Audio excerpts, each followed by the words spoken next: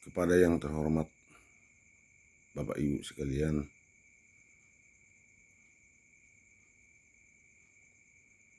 saudara-saudaraku, saudara seiman, satu gereja di dalam Tuhan kita Yesus Kristus. Saya mendengar berita ini, saya akan diumumkan hal pemecatan saya dari list speaker.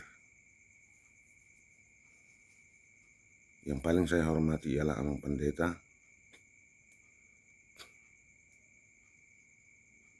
yang turut juga memutuskan di dalam konferensi distrik maupun konferensi resort atas pemecatan saya. Saya balik bertanya kepada kita semua, untuk apa kita sebenarnya berkhotbah atau menyampaikan firman Tuhan kepada sesama kita? Adalah untuk menyampaikan berita keselamatan kepada orang yang mendengarkan kita. Berita keselamatan dari Tuhan. Di balik kehidupan kita ini ada keselamatan, yaitu dari Tuhan. Nah, salah satu ilmu yang harus kita pelajari para pengkhotbah ialah kita harus dapat menginspirasi pendengar kita agar mereka dapat melakukan perintah yang sesuai dengan perintah Tuhan Yesus. Saya ada kutipan tentang firman Tuhan yang diperumpamakan oleh Yesus sendiri, yaitu tentang anak yang hilang. Singkat ceritanya, anaknya ini meminta perbagianannya dari orang tuanya dan dia merantau dan habis semua ludes segala harta yang diberikan kepadanya dan dia menjadi peternak. Di dalam kehidupannya sehari-hari itu dia akan bertobat. Saya akan kembali kepada orang tua saya dan saya apapun pekerjaan saya di rumah akan saya lakukan. Dia kembali. Dan orang tuanya sebaliknya bergembira dan memestakan anaknya, merayakan kepulangan anaknya. Itulah sebagai perumpamaan anak yang hilang. Ya kan? Itu hal yang pertama. Hal yang kedua, Yesus sendiri melalui vokalnya mengajari muridnya, yaitu tentang hal doa Bapa kami. Di sana disebut, ampunilah kesalahan kami seperti kami telah mengampuni kesalahan orang yang bersalah kepada kami. Berarti bagi Yesus itu ada pengampunan. Bagi Tuhan kita ada pengampunan. Ya kan? Itu adalah perintah. Itu adalah wajib kita khotbahkan dan harus dilakukan oleh sesama manusia. Itu makanya terciptalah kemuliaan bagi Tuhan dan damai di surga, di bumi. Ya kan? Damai itu terjadinya karena apa? Karena pertikaian, makanya dia berdamai. Supaya tidak terjadi perseteruan, tidak terjadi peperangan, tidak terjadi perselisihan. Yang mana kita harus saling mengampuni. Itu perintah yang harus kita lakukan, apalagi kita sebagai pengkhotbah.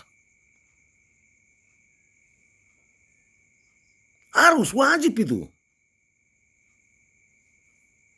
Berarti kalau kita tidak mengampuni sesama kita, berarti kita sudah di atas hakikat daripada Tuhan yang Maha Kuasa, yaitu Allah Bapa dan Tuhan Yesus Kristus dan Roh Kudus.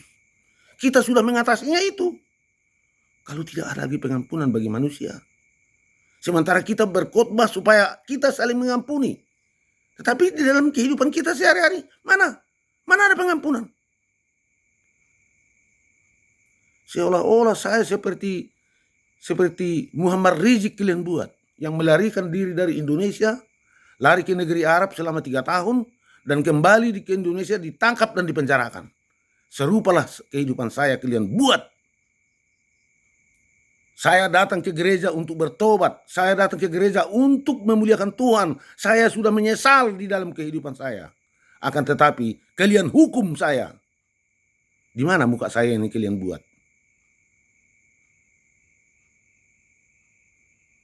Bapak Ibu yang terhormat, Bapak Ibu, saudara-saudara yang dikasihi Tuhan kita Yesus Kristus. Kalau kita masih bertuhan kepada Yesus Kristus, harus mengampuni. Ya. Kalau tidak ada pengampunan di dalam kehidupan kita, berarti kita bukan lagi di dalam Yesus Kristus berdoa. Ya. Bukan lagi di dalam Yesus Kristus kita di dalam hidup sehari-hari. Tidak. Tidak ada gunanya itu lagi. Semua itu sia-sia kalau tidak ada pengampunan bagi manusia. Sedangkan bagi Tuhan ada pengampunan. Melalui ajarannya di dalam doa Bapa kami. Di sana ada pengampunan. Mengapa bagi manusia tidak ada pengampunan? Apa artinya kita ke gereja kalau tidak ada pengampunan? Coba dulu pikir. Pikir dalam-dalam. Buka mata lebar-lebar.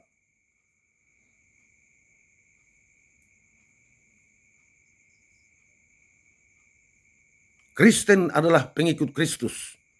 Pengikut harus mengikuti segala apa yang diperintahkannya. Jangan melawan perintahnya. Kalau kalian tidak ada pengampunan, berarti kalian melawan perintah Tuhan. Saya sendiri pun demikian. Kalau saya tidak pernah mengampuni kesalahan orang lain, berarti saya sudah di atas daripada kuasa Tuhan. Mengatasi perintah Tuhan. Melawan perintah Tuhan.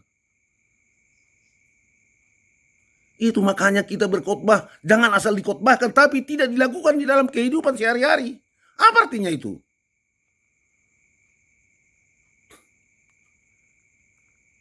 Para pendengar yang budiman, pendengar yang dikasihi oleh Tuhan kita Yesus Kristus. Kalau kita masih manusia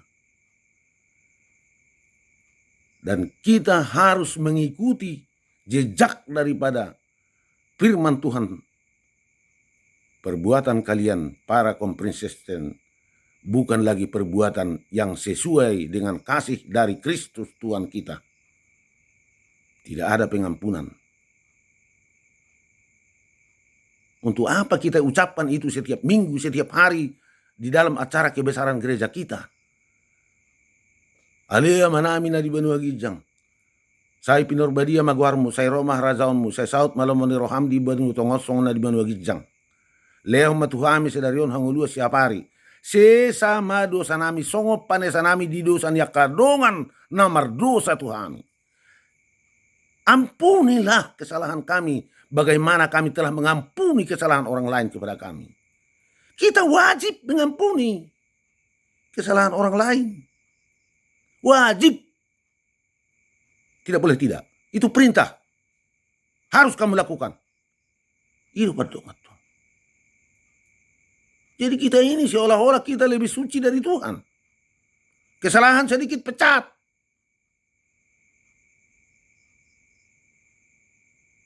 Iya kan? Ini sudah bukan lagi apa kita ini, bukan lagi murni kekristenan kita ini, bukan. Kalau itu tidak benar-benar kita lakukan. Serupa itu dengan dosa, dengan dusta. Orang yang berdusta Tuhan sangat membencinya. Dan Tuhan tidak mau mengampuninya. Yang berdusta ya. Itu makanya jangan biasakan berdusta. Lakukanlah yang baik. Jujurlah dalam hidup. Agar kehidupanmu baik.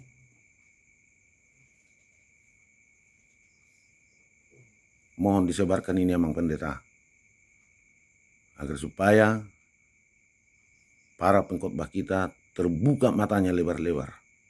Apakah benar perlu kita lakukan itu yang diajarkan Tuhan Yesus itu dua Bapa kami itu?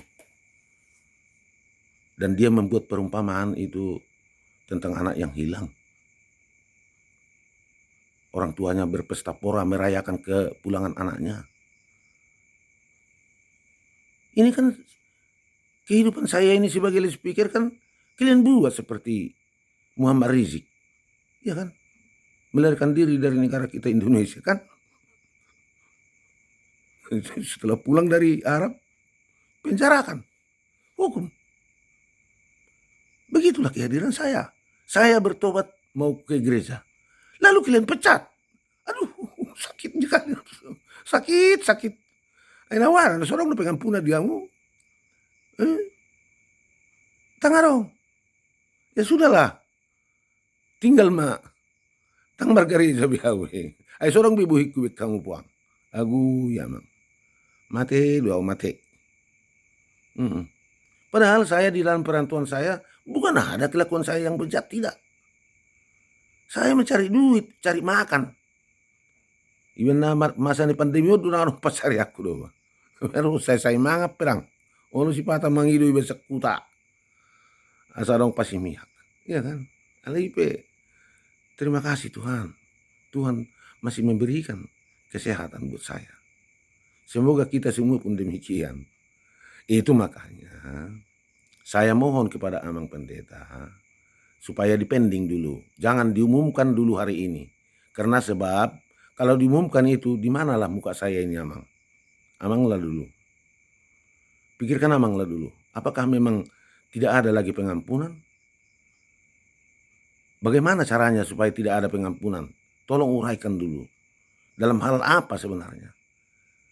Itu makanya saya bilang tadi, saya anggaplah anak yang hilang. Dan kembali ke gereja. Tidak pula diterima. Ini kan hal yang luar biasa. Ya kan? Kalau dipikirkan secara matang sebenarnya. Ini hal yang luar biasa. Ya. Dalam sisa-sisa hidup saya, berapa tahun lagi lah saya hidup di dunia ini. Tapi tidak ada pengampunan kalian buat saya. Ya. Saya pengen bekerja kembali. Tidak kalian terima. Wow. Kalian sudah di atas Tuhan. Tuhan pun ada pengampunan. Tetapi manusia tidak ada pengampunan. Mana? Apa artinya kita berkhotbah di mimbar sana?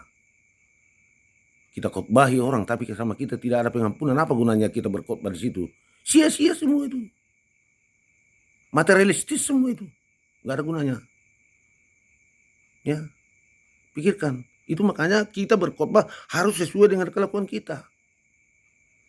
Itu makanya saya sebagai pengkhotbah berantau pun saya ke Pakam, saya tetap jaga gengsi saya. Saya tidak melakukan dosa. Jadi kalian terus langsung aja ponis saya.